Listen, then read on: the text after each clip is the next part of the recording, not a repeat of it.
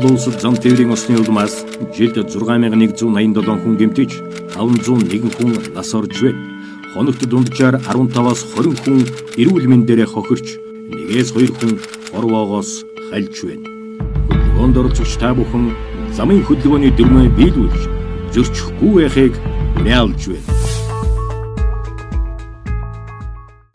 Орон нутгийн замд хөдөлгөөнд оролцож байгаа жолооч нар за ялангуяа уран дулааны цаг ирж байгаа зуны улиралд аялал зугаалгаар явж байгаа залуучуудын хувьд орон нутгийн замын аль хэсэгт анхаарах вэ? За мөн зам тээврийн осолд өртөхгүй тулд эрсдлээс хамгаалахын тулд бид нэр юун дээр анхаарах шаардлагатай гэдгийг за холбогдох мэдээллийг өгөхөөр бол тээврийн цагдаагийн албаны урьдчилан сэргийлэх хэлтсийн дарга Бүхбат хуранд оролцож байна. За тэгэхээр танд мэд хүргэе. За орон нутгийн замд оролцож байгаа жолооч нарын хувьд бас анхаарах зүйлс байна. Ялангуяа зам тээврийн ослыг бууруулахын тулд бид нэр юун дээр анхаарах шаардлагатай вэ гэсэн мэдээллийг бас өгөхөөр ирлээ. Тэгэхээр өнөөдрийн байдлаар бол зам тээврийн ослын нийт эрсдлийн 80 гаруй хувийг бол орон нутгийн зам эзэлж байна гэж байна. Тэгэхээр график дээрээс илүү дэлгэрэнгүй хүргээл та. Жишээлбэл Дундгов аймгийн тухайд гэвэл одоо ямар эрсдлүүд байгаа автозам дээр бид нэр юун дээр анхаарах шаардлагатай та товчхон тайлбарлаж байна. За ингээд Дундгов аймагт маань 2018-19 оны одоогийн нөхцөл байдлын мэдээг ингээд бид нар эндээс харж штэ. Одоо сайн цагаан гэдэг Дундгов аймгийн төв дээр бол хамгийн их тосол бүртгэгддэг. За ингээд бусад одоо хэлцүүд юун дээр сумууд дээр нь одоо нэлээд гайгүй мөртлөө нийлээд 37 осол бүртгэгдсэн. Тэгээд энэ Дундгов аймгийн нутаг дэвсгэр дамжин өнгөж байгаа одоо замынхын нөхцөл байдлыг харах юм бол одоо маш олон нөгөө бидний аюултай цэг хар цэг гэж ярьдаг аюултай цэгүүдтэй одоо энэ анивчж байгаа одоо бүгдээрээ одоо нөгөө аюултай цэг гэсэн үг. Тийм учраас Дундгов аймгийн нутаг дэвсгэрийн замыг сонгох гэж энэ нутгаар одоо дамжин өнгөрч юм энэ нутгаар очиж аялал суулгах гэж амрах гэж байгаа нөхдүүд бол энэ замуудаар онцгой анхаарах хэрэгтэй. Энэ замууд ямар замууд байна вэ гэхээр Дундгов аймагт шүү дээ. Хурд хэтрүүлдэг замууд байна. Замын нөхцөл байдал сайжирсантай холбоотой хурд хэтрүүлдэг замууд байна, тийм ээ. Дараагийн дугаарт энэ огцом мөхсүүр, огцом уруу гэдэг замууд дээр үзэгдэл хязгаарлагдсан байж идэг. Энэ дээр нь огцом эргэлтүүд давхардаад ингээд байж идэг учраас энэ замууд дээр хөдөлгөөний хурдыг тогтоосон хэмжээнээс одоо суурингийн доторх зам 60, суурингийн гаднах зам 80 гэж заасан байдаг бол нөгөө одоо нөгөө замын нөхцөл байдал хөдөлгөөний хурдыг тохируулаад түүнээс доош хурдтай хурдыг сонгож явах юм бол одоо энэ ойрхон одоо ингээд 3 хүн нас орсон тийм ээ. Энэ дэлгэрч цогц сумд гэхэд ойрхон ингээд 2 хүн нас орсон. Энэ бол одоо нөгөө огцом мөхсөөртэй Дундгов аймгийн замын хэсгүүд дээр манай жолооч нар хөдөлгөөний хурдыг тогтоосон хэмжээс хэтрүүлсэн. Нөгөө огцом эргэлттэй зам дээр одоо хурдыг бас тогтоосон хэмжээс хэтрүүлж орж ирсэнтэй холбоотойгоор одоо ингээд 2 хүн нас орсон байж шít. Тэгэхээр энэ хэсгүүд дээр манай нөхдүүд одоо энэ аймагуудын нутаг дэвсгэр рүү орох гэж байгаа бол хаана хурд хэтрүүл одоо юус хурд хэтрүүлэх боломжтой тийм замууд одоо аймагуудын төвүүд нэгч байхгүй байна. Өөрөөр хэлбэл тийм ээ. Хоёрдугаар одоо энэ замуудын мэдээллүүдийг авч явах зайлшгүй шаардлагатай. Одоо бид тэрийн ярьж байгаа энэ байдлаас ч гэсэн хараад одоо Дундгов аймаг нийт 254 км асфальтын замтай юм бол автозамын 228, 229 км энэ газруудад бол маш их эвдрэлтэй байгаа гэдгийг л эндээс ингээд мэдээлэл авчих хэрэгтэй. Тийм ээ. Гэхдээ эвдрэлтэй шүү эвдрэлтгүүл нөгөө хөдөлгөөний хурдыг тогтоосон хэмжээс хэтрүүлж болохгүй. Жолооч анхаарал болгоомжоо хаант сулруулж болохгүй гэсэн үг шүү дээ. Ер нь бол энэ аюултай цэгүүдээр маш их хүн нас ордог юм байна. Тийм учраас энэ аюултай цэгүүдээр манай хөдөлгөөнд оролцогч нар, манай аялагч нар, манай амрагч нар анхаарч хэрэгтэй. Одоо жишээлбэл Дундгов аймаг дээр. Тэгэхээр Дундгов аймаг бол яг ийм нөхцөл байдалтай. За өөрөөр хэлбэл бол автозамын энэ хэсгүүд дээр анхаарах шаардлагатай гэдэг нь бас харагдчихэв. За тэгвэл дараагийн аймаг бол Ар ханга аймаг дээр бас ямар эрсдлүүд байна? Бид нар юун дээр анхаарах шаардлагатай байна? Одоо аймгийн нөхцөл байдлаас нь тус нь аваад үзэх юм бол бас өөр юмсан онцлог байна л да. Тэгээ дотроод одоо юу гэдэг зарим нь дамжин өнгөрөөд явцдаг бол зарим нь одоо төвтэйгээ ойрхон газруудаар одоо байчаад яваад өгдөг. Энэ Аран аймгийн хувьд ингээ ярих юм бол онцлог нь гэх юм бол одоо бусад ингээ салбар замуудаараа их ингэж явдаг. Түүнийг бас осол үлдэгдэг тийм ээ. Одоо эндээс харахад 162 осол бүртгэгдсэн ингээд 47 хүн нас орсон байдалтай ингээд Аран аймгийн нөхцөл байдал ийм хүнд байдалтай харагдаж шít. Замуудын ингээд харах юм бол автозамын 35 дахь км, автозамын 95 дахь, автозамын 120 дахь, 155 дахь км-рүүд дээр бол маш их тээврийн хэсгийн хөдөлгөөний хурдыг хэтрүүлдэг. Тэгээ энэ хэсгүүд дээр огцом эргэлттэй байж байдаг. Тийм огцом эргэлттэй газрууд дээр одоо ойр шөнийн цагаар ч үзэгдэл хязгаарлагдсан үед хурд хэтрүүлсний улмаас ар хангаан замыг сонгоо явж байгаа хүмүүс бол онголдох, мөргөлдөх энэ шүргэлдэх энэ хэлбэрээр маш их зам дээр осол үлддэг гэдэг нь судалгаанаас харагдаж байгаа маа. Тэгэхээр энэ анивчаад байгаа энэ хэсгүүд дээр манай нөхдүүд одоо өөрөөр хэлбэл автозамын энэ километрүүд дээр хөдөлгөөний хурдыг тогтоосон хэмжээнээс бага байх, анхаарал болгоомж угаасаа өндөр байх ёстой. Энэ замууд дээр өшөө өндөр байлгах шаардлагатай гэсэн үг. Дээрээс нь нэмээд одоо авцамын 254 км тийм ээ энэ захир сумаас ийшээ одоо нөгөө зам нь хэв хажилтанд ороод нөгөө одоо ингээ харахад нэг тийм тэгш харагдаж байгаа юм шиг мөртлөө ингээ хэв хажилтанд орсон учраас энэ дээр хөдөлгөөний хурдыг орж ирснээс болж онголдоод нэг хүн нас орсон ийм харагдаж штэ. Тэгэхээр энэ эдгээр нөхдүүдийн араас орохгүй тулд энэ дээр яах нь хөдөлгөөний хурдыг 80 биш 60-аас доош одоо энэ эвдэлтэй энэ хэв хажилтанд орсон замуудыг туулвал зөв болох нэ гэж ингээл анхаарчих хэрэгтэй. За дараагийн аймаг бол хил залгаа буюу Өвөр хангаан аймгийн тухайд. За Өвөр хангаан аймгийн тухайд гэх юм бол бас төв магистрал замд орж байна. За цаашаа Баян онгор аймагтай хил залгаа. За тэгэхээр юун дээр анхаарах шаардлагатай вэ? Өвөр хангаан аймгийн хувьд сая болоо бид тэр эвдэлтэй зам ярьсангүй шүү дээ. Нийт 69 осол хэрэг гасан 292 одоо осол бүртгэгдсэн байна шүү дээ. Зөвхөн 10 хэр 69 осол нийлээд 292 маш их осол бүртгэгддэг байна. Энэ 292 ослыг бол бас 27 хүн амнаас алдсан байна шүү дээ. 5 хүн ингээ хардаа. Нөгөө аюултай хар цэгүүд гэдэг нь 1 2 3 4 5 ийм аюултай хар цэгүүд дээр ерөөсөө энэ дээр л ингээд бүгдээрээ нөгөө хөдөлгөөний хурдыг хэтрүүлснээс ингээд нас ордог. Нараа ингээд одоо бүр энэ дэлхэд одоо ингээд 6 хүн нэг дор ингээд нас орсон байх жишээтэй тийм ээ. Тэг чи энэ дээр юу болсон байна гэхээр ерөөсөө энэ баян тэл сумын энэхэр юу яадаг вэ? Хурд хэтрүүлдэг байна шүү дээ. Хурд хэтрүүлсээс ийм олон нас ордог. За одоо энэ бас хурд хэтрүүлсээс нас ордог байна. 900 сум үлзийт 900 орох замд бас л одоо 4 5-аараа ингээд хурд хэтрүүлснээс болоод нас ордог гэсэн ийм статистик дүн мэдээ биднэрт харагдаж штэ. Тэгээд дээрээс нь Өвөр хангаан аймгийн замыг сонгож явж байгаа нөхдүүдтэй хэлэхэд үлзийт сумаас нэг өвнөний ферм хүртэлгээд орж байгаа хэсгүүдээс гартал 60 км газар бол маш их эвдэрэлтэй 10 жилээс дээш насчтай байдаг учраас тэр замууд дээр хөдөлгөөний хурд хэтрүүлэх ямар боломж байхгүй. Тийм учраас энэ дээр маш сайн анхаарал болгоомжтой. Нөгөө түрүүний битэрийн ярьдаг хөдөлгөөнийхөө хурдыг дотоос хэмжээнээс хэд дахин чүдгийг багасгаж ингэж явах хэрэгтэй байна. Тэгээд дээрээс нь нэмээд энэ маш олон замууд нөгөө ойрхон баг газрууд төр эвдэрсэн учраас хаагдсан, нээгдсэн тийм ээ. Бас эвдэрэлтэй хэвээрээ ингээ байж байгаа учраас Өвөр хангаан замыг сонгож байгаа нөхдүүд бол одоо бидний энэ аюултай цэг гэж нэрлэдэг байгаа энэ газрууд дээр болон бусад хэсгүүдээр хөдөлгөөний хурдыг дотоос хэмжээнээс маш бага байлгах хэрэгтэй. Тийм ээ.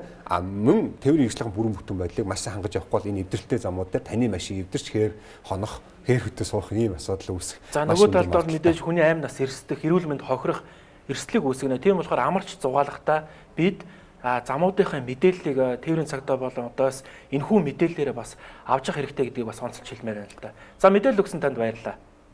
Баярлалаа. За тэгэхээр үзэгчдээ яг энэ харж байгаа хэсэгт бол яг ямар замууд дээр бид нэр эвдрэл байгаа. За мөн хурд хэтрүүлэхээ бид нэр хаана анхаарах хэрэгтэй вэ? 80 км цагаас дээш хурдлсан бол ямар эрсдэл хүлээдэг вэ гэдгийг та бүхэн мэдээлэлээс харлаа. Орон нутгийн замд аялахдаа анхаарал болгоомжтой явахыг уриалж байна.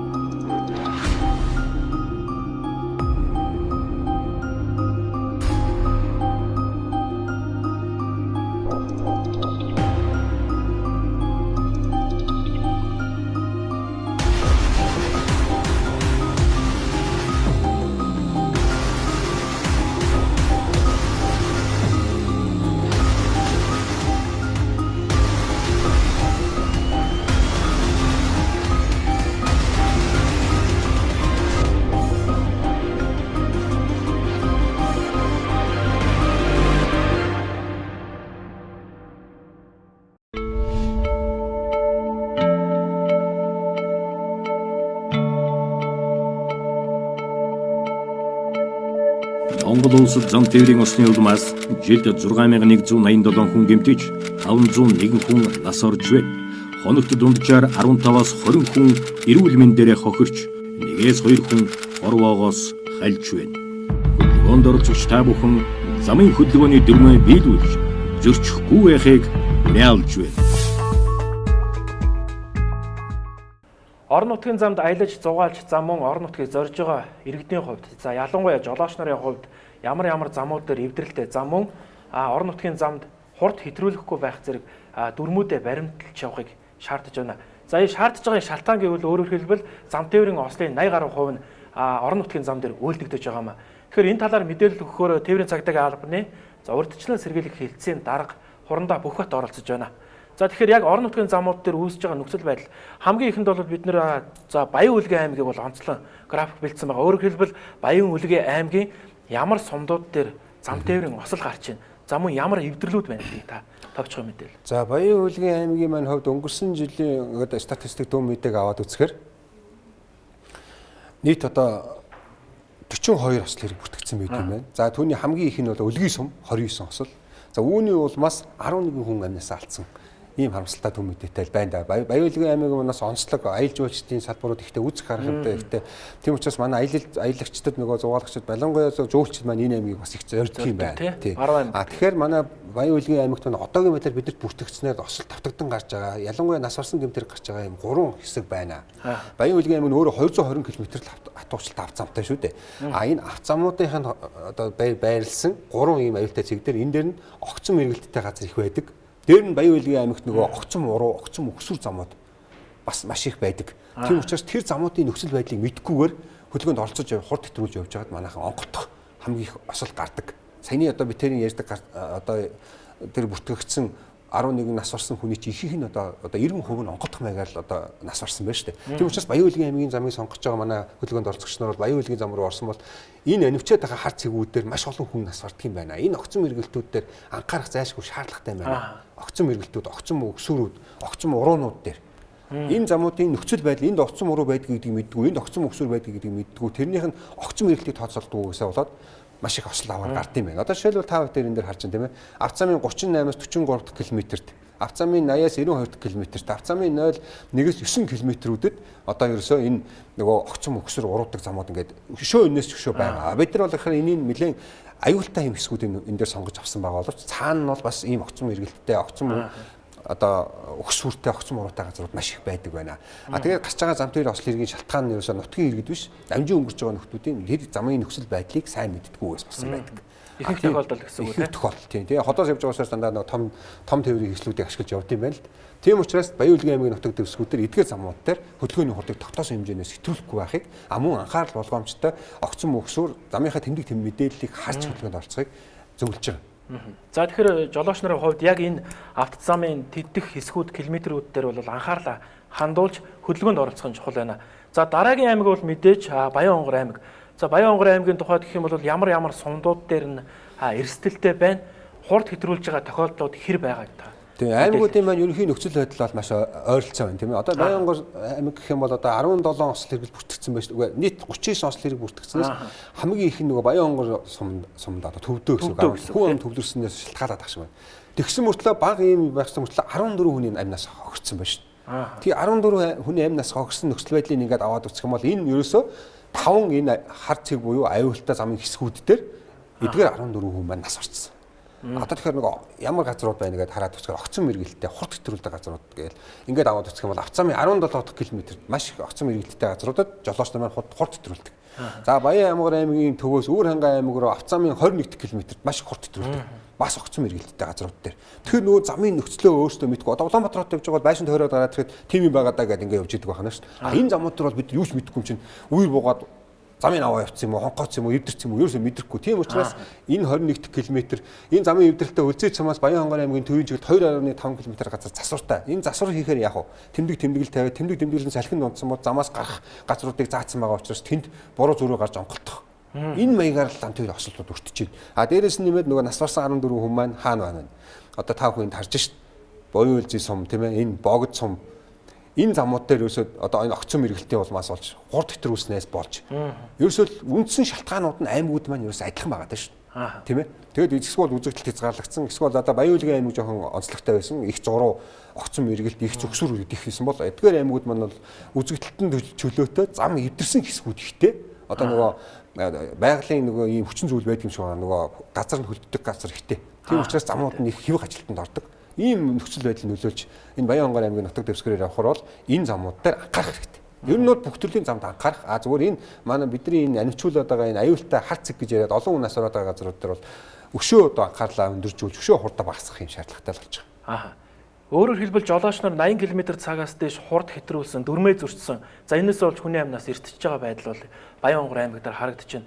За хил залгаа говь алтай аймгийн тухайд гэх юм бол бас ямархуу нөхцөл байдал байгааг. За мөн сумдууд дээр ямархуу эрсдлүүд, замууд ямар байдалтай байгааг таа тань. За говь алтай аймаг маань бас нутаг дэвсгэрийн хувьд бас нэлээд бас юу ховд ингээд тийм захын хязгаарын аймагуудаа хилдэг. Одоо тэгэл Ослын хэргийн тоог нь харах юм бол одоо ингээд яг 9 булаг суман дээр бас их гардаг. Ерөөсөө тэр анхаарах юмнууд нь тэнд байгааз. Тэгээд энэ ослуудын бол 37 осл бүртгэсэн бол бас 13 хүн нас орсон. 13 хүн нас орсон. Тийм. Тэгээд ингээ аюултай цэгийн нөгөө нас урдаг хар цэгүүдийн ингээд аваад үзэх юм бол одоо ингээд бид нар говь алтай аймаг руу замыг сонголоо гэхэд энэ дараа огцон мэргэлтүүд маш их байдаг байна. Тийм ээ. Нэг хурд хэтрүүлээд байдгүй мөртлөө огцон мэргэлтүүдээр энэ огцон мэргэлтүүдээр энэ нас орсон 2 хүн, энэ нас орсон 5 хүн одоо жишээлбэл алтай сумдаа нас орсон 5 хүн бол юунаас болсон бэхээр нөгөө огцон мэргэлтэн дээр хөдөлгөөний хурдыг тохируулж орж ирэх. Яг л ийм судалгаанаас харагдаж байгаа. Тэгээд дээрээс нь нэмээд бас авт замын одоо 85 км тийм ээ алтай ховд хоорондын замын энэ одоо нөгөө нөхдүүд нь хурд хэтрүүлдэг газрууд. Ерөөс энэ газруудаар одоо нөгөө цагдаагийн хяналт шалгалт жоохон тийм бас нэг юм тарангүй байдаг тийм ээ тийм тэгж ойлгодог буруу төсөөлөлттэй дээрээс нь нэмээд замынхын нөхцөл байдал маш сайжирсан. Тийм учраас энэ замууд дээр маш хурд хэтрүүлдэг. За эвдрэлтэй замууд бас их гарч ирд юм байна. Манай энэ ховд аймагт тийм ээ авт замын 180-аас 185 км алтай бургастай хүртэлх зам, авт замын 195-аас 200 км зам алтай бургас энэ хоорондох замууд нь маш их эвдрэлтэй байна гэсэн үг. Тэгэхээр энэ замууд руу орох гэж байгаа нөгөө тээврийн хэслийн бүрэн бүтэн байдал тийм ээ. Эвдрэлтэй замуудаар явж байгаа тээврийн хэсэл өөрөө эвдэрнэ гэсэн үг. Энэ дээр хурд хэвтрүүлэх юм бол онгодох аюултай гэсэн үг. Энэ ойлгомжтой. Цогтуул гунданы зүйл хэрэгсэн үед бол бүр ийшээ ор зүгэлт байхгүй. Тухайн газараа юм одоо нөгөө янз янзын ууштай хөдөө орнотод явж байгаа. Тэрнийг сайн гарсныхаа дараа замдаа хөдөлгөөнд оролцоо яваараа л гэж анхааруулах нь зөв байх. Энэ дээр аюултай цэг бол хэд байна ингээд 5-6 газрын юм аюултай цэгүүд бүртгэгдсэн байна шүү дээ. Энэ аюултай цэгүүдээр бид нар хөдөлгөөнийхөө хурдыг мөн анхаарал болгоомжоо маш хүндржүүлэх шаардлагатай байна л гэсэн үг. За ойлголоо. Мэдээлэл өгсөн танд баярлалаа. Тэгэхээр иргэдийн хувьд орон нутаг, за тэр дунд Баян Үлгий, Баян Хонгор, говь алтай аймагуудад аялаж зугаалах, за мөн тухайн орон нутгуудыг зорихоор бол за анхаарал болгоомжтой байж. За мөн эвдрэлтэй хэсгүүдих мэдээллийг энэхүү мэдээллээс бол сайн харж аян замдаа зорчихыг уриалж байна.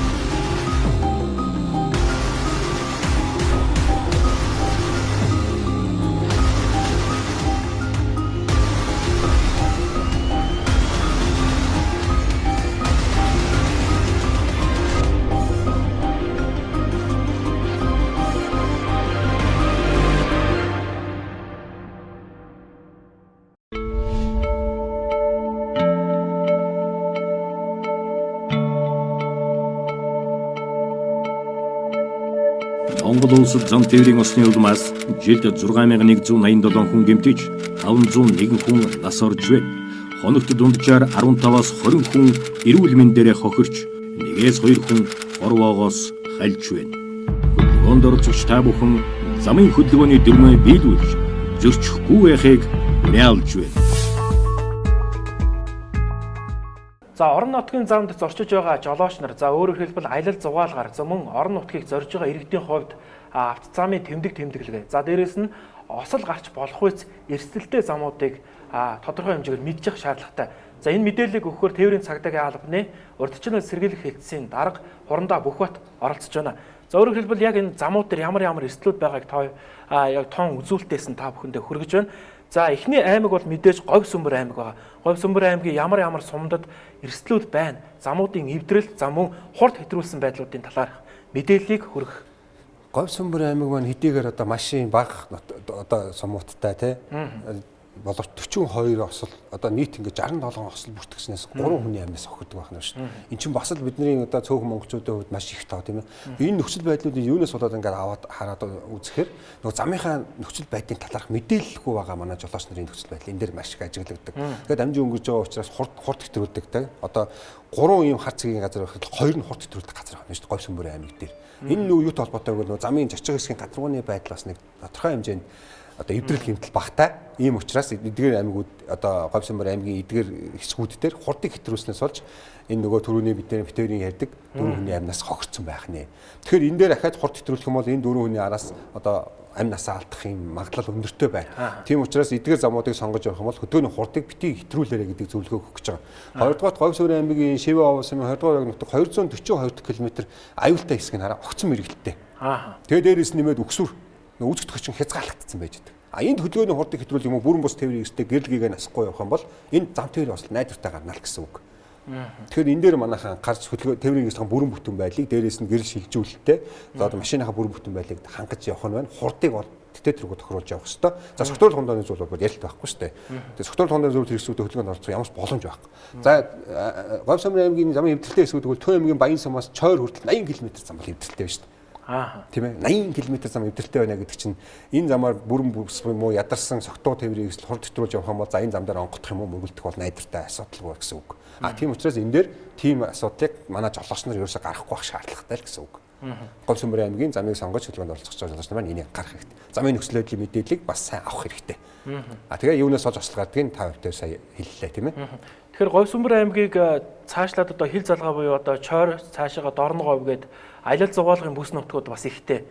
За энэ дээр бид нар бас хурдаа хэтрүүлж явахыг бас тодорхой хэмжээгээр бол жолооч нарын хувьд энэ дээр бас анхаарах шаардлагатай гэдгийг харж байна. За дараагийн аймаг бол мэдээж Өмнө Говь аймаг байгаа. Тухайн аймаг дээр бас онцлогтой зүйл байгаа шүү дээ. Зам тээврийн осол яагаад гардгийг гэдгийг та товчхон мэдээлж байна. Та бид одоо ингээ харж байна. Өмнө Говь аймаг хэдийгээр том нутаг дэвсгэртэй ч гэсэн ийм олон хүнийг зам тээврийн ослоор явуулж одоо амнаас нь охироогоод эсвэл гаргаад идэх болохгүй шүү дээ. Одоо 493 осол бүртгэгдсэн. Төрнөөс нь удамаас 34 хүний амнаас хохирсон. Маш их хөдөлгөөний ичим нэгдсэн байна. Энэ нөгөө том толгоонууд нь одоо ашиглалтанд орсны одоо бас нэг сайн тал нь орсон, муу тал нь одоо энэ олон хөдөлгөөн ихсэж энэ олон хүний амнаас эрүүл мэнд хогж байгаа. Одоо ингээл та бид нар ингээл аюултай цэгийг ингээл харах юм бол бусад аймагуудаас нэг хол тийм одоо хар цэг буюу аюултай цэг нэг алга байна шүү дээ. 1 2 3 4 5 газар аюултай гэж бүртгэгдсэн мөртлөө нас орсон хүмүүсийн тог 5 хүн хардаа. Ингээд бусад аймагаас илүү их байна шүү дээ. Хамгийн одоо 34 хүн нас орсон байна шүү дээ. Энэ одоо энэ хэсгүүд дээр нөгөө л бидний ярьдаг одоо юу хөдөлгөөний хурдыг хэтрүүлэх. Нөгөө л одоо замын нөхцөл байдалд хурд тохируулах байх. За энэгээр нөгөө явган зорчигчийн хөдөлгөөн, эзэмгүй малын хөдөлгөөн бас их байдаг. За үүнтэй холбогдуулан явган зорчигч мөргөгдөх. Энэ осол хэрэг, шүргэгдэх осол хэрэг маш ихээр бүртгэгдээд тэгээ нөгөө зам тээврийн мэдээж нөгөө одоо тээврийн хэрэгслээр хурд хэтрүүлж байгаа учраас онголтох асуудал чинь. Ерөөсөө орон нутгийн замд ингээд бид нар анхаарчаад орон нутгийн замд үлдэгдэж байгаа нийт гэмт хэргийн 40 гаруй хувь нь онголтох маягаар үлдэгдсэн байж байгаа. 39.9% нь согтууруулах хундаа зүйл хэрэгсүүдэд хөдөлгөөнд оролцсон байдлаар үлдэгдсэн байгааг л анхаарчих хэрэгтэй. Тэгэхээр манай иргэд маань хөдөлгөөн орон нутгийн замд хөдөлгөөнд оролцохдоо хяналт шалгалт ер нь бол энэ хавьд одоо байдгүй гэдэг нэг тийм хөнгөмсгөр найдад юм шиг байгаа. Одоо энд нэг пост байгаа тэр цаашаа байдгүй байдгүй. За эндээс нэг жоохон татчих идэхүү өнтер гэдэг. Ингээд яриад идэг яриа бол одоо та бүхэн баг мэдчих واخ. Тэгээ тийм юм гаргаж хэрэггүй. Орон нутгийн замд ямар нэгэн замд хөдөлгөөнд орцож байгаа бол тэр согтуур хундааны зүйл хэрэгсэн үедээ хит ядарсан үедээ бүрэн бус тээврийн хэвслэр дүрм зөрчиж хөдөлгөөнд орцох юм бол тэр төрсөн зөрчсөн үйлдэлийг чинь төгсгөлн зам тээвэр ослуулаад байгаа. Энэ орон нутгийн замууд. За Өмнө Говь аймгийн тухайд гэх юм бол яг одоо Ёлын ам гээд за дээрээс нь тосон бомбын нуруу гээд томоохон үзэсгэлэнт байгалийн цогцлбор газрууд ихтэй тий. Тэгэхээр энэ дээр бид нар бас жолооч нар маань ялангуяа аялал зугаалгаар явж байгаа бол бас анхаарах шаардлагатай гэдгийг хэлж байна. Нөгөө талдаа нүүрс тээвэрлэлт хийдэг том аймаг байгаа шүү дээ. Тэгэхээр энэ дээрээ бас осол гарч байгаа тохиолдлууд бас байна тий. Жолооч нарын нөгөө анхаарал болгоомжгүй байдал энэ ихэнх бүртгэгдсэн ослын замын нөхцөл байдал жолооч нарын анхаарал болгоомжгүй байдлаас болж бүртгэгдсэн гэдэг нь эндээс ингээ харагдчихэдэг. Ерөөсөө ингээ таргуу байгааз одоо яг нэг газар бид нэр ингээд одоо нөгөө онцлог түрүү болоо 4-5 хүн энд нас орчижээ энэ бол огцон мэргэлтээр хурд төрүүлт юм байна штэ. Энэ дээр анхаарчаач гэдсэн бол эдгээр юусоо нэг тийм замдаа ингээ нөгөө аюултай хүн нас ордог цэгүүд нь ингээ тарав. Одоо тэгэл хаан л бол хаан нас орч болохоос ийм нөхцөл байдал үүссэн. Тийм учраас ерөөсөө аль ч аймгийн нутаг дэвсгэр дээр хөдөлгөөний хурдыг цогтоос хэмжээс ерөөсөө хэтрүүлж болохгүй. Битэрийн яриад байгаа бүх шалтгаанууд нэг л цэг дээр очиж төвлөрөөд байгаа гэдгийг манай бас нийт хөдөлгөөнд орцсон үзэгчд анхаарах зүв баг тийм ээ. За ойлгосон. Тэгэхээр дараагийн аймгийн тухайд гэх юм бол Ховд аймаг байгаа, Баруун аймаг. За мэдээж бас үзэж харах байгалийн үзэсгэлэнт газар ихтэй аялал зугаалгын бас нэг тодорхой хэмжээний аймаг бүс болчиход байна. Тэгэхээр энэ аймагуд дээр жишээлбэл Ховд аймаг дээр ямар зүйл дээр анхаарах шаардлагатай? Ховд аймаг гэхэд одоо 292 осол хэрэг нийт. Маш ихээр бас л өндөр тоо. Өндөр тоо. Одоо тэгэхээр Жаргалан цом дээр 180 төгрөгийн осол хэрэг бүртгэдэг байна шүү дээ. 992 км хатууштай замтай байхад л ийм осол хэрэг бүртгэгдсэн байна шүү. Тэгэд энэ хар цэгийг ингээд аваад үзэх юм бол нөгөө асуурдаг хүмүүс нь бас л яг л нөгөө нэг тооч гисэн газрууд дээр тийм ээ та одоо энэ харж шít энэ мянгад даруй. Тэгэд энэнийг бид нар одоо зүгээр ингээд 1 2 3 4 5 6 газар хар цэг гэж тэмдэглээд бид нар орхиж байгаа юм биш ээ. Одоо жишээлбэл даруй мянгад энэ дээр бид нар байнгын пост ашиглаад энэ постнуудынхаа дагуулж хөдөлгөөнд эргүүдийг энэ замуудад ажиллуулж эхэлж байгаа. Яагаад гэвэл энэ замууд дээр нөгөө манай нөхдүүд маань яаж юм? Энэ юу гэж хурд хэтрүүлж байна. Нөгөө огцон мэргэлтэй газрууд дээр хурд хэтрүүлээд аваад ирвэл энэ чинь ерөөсөө шууд сүрэл. Тэрнээс болж мөргөлдөх онголдох хэлбэрээр хурд хэтрүүлээд аваад ирж байгаа юм чи огцон мэргэлтэн дээр эсрэг хөдөлгөөнд орох асуудал маш өндөр гардаг. Эсрэг хөдөлгөөнд өөрийнх нь нэгнээнд ороод ирж байгаа тээврийн хэрэгсэлтэй мөргөлддөг. Нөгөө тээврийн хэрэгсэл нь эсрэг хөдөлгөөнд ороод ирэнгуут нь буруу үнэлт өгж хурдан адилхан хэтрүүлж явж байгаа учраас дарддаг. Ингэснээс онголдох момент үүсч. Ингэж онголдож насвардаг ийм нөхцөл байдлууд бол Ховд аймгийн энэ нутгууд дээр харагдаж байгаа. Яг аль аль хэсгүүд дээр нь жолоочдоор илүү анхаарах шаардлагатай. Тийм одоо энэ Ховд Алтай чиглэлийн нөгөө 190-ээс 200 км зайн энэ замууд маш сайхан болсон. Үзэгдэлт чөлөөтэй гадаргуун сайхан одоо бараг эвдэрлэгөө гэж хэлж болно. Гэхдээ эмийг яаж мэдгүй эвдэртэй. Тэрэн дээр манай хурд хэтрүүлдэг. Хурд хэтрүүлж явж байгаад огцон мэрэгт тааралтаар нөгөөдөх дээр дараад ингээд онголдох. Энэ ерөөсөл энэ асуудал хамгийн их үлдэгдэж байгаа гэж. Тэгэхээр Ховд аймгийн чиглэлд 190-ээс 200 км зайд маш сайн анхаарах шаардлагатай байна шүү дээ, тийм ээ. Одоо бас дээр чинь үгж байна. Бодончийн хавцал эдгэрлөө баян хүмүүс явж байгаа.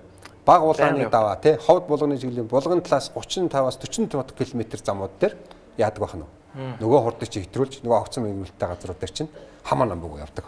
Эндээс ингээд ажиллаж байхад ерөөсөө тэр замын нутгад дэвсгэрийн замын нөхцөл байдлыг манай жолооч нар ерөөсөө судлахгүй байна. Мэдэхгүй байна. Мэдэхгүй ээжж хурд хэтрүүлэхээр чинь энэ амь насаа алдах, онголдох, мөргөлдөх моментууд үүсэж байна гэдгийг онцгой анхаарч хэрэгтэй байна, тийм ээ. За ойлгосон. Тэгэхээр замын нөхцөл байдлуудын мэдээллийг өглөө. За иргэдийн хувьд Ховд аймгийг зорж байгаа. За мөн бусад аймагуудад зорчихдоо аялал зугаалгаар явахдаа анхаарал болгоомжтой байж. За яг энэ мэдээлэл өгсөн цэгүүд дээр анхаарлаа бүр төвлөрүүлэх шаардлагатай байна. Өөрөөр хэлбэл тээврийн хэрэгслэр хөдөлгөөнд оролцож байгаа жолоочоос гадна таны айртай ээж аав, за мөн ах эгч, үр хүүхэд чинь хамт зорчиж байгаа гэдгийг бас анхаарах хэрэгтэй. Өөрөөр хэлбэл та замын хөдөлгөөнд оролцохдоо анхаарал болгоомжтой зорчихыг анхааруулж байна.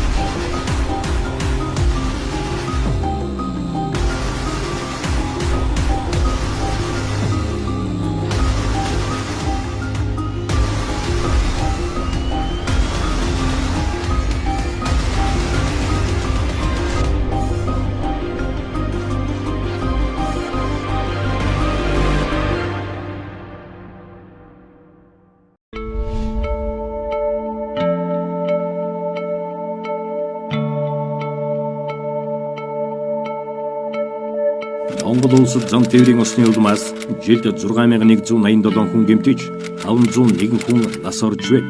Хоногт дунджаар 15-аас 20 хүн эрүүл мэндээр хохирч 1-2 хүн орвоогоос хальж байна. Хөдөлгөөнд оролцогч та бүхэн замын хөдөлгөөний дүрмээ биелүүлж зөрчихгүй байхыг уриалж байна.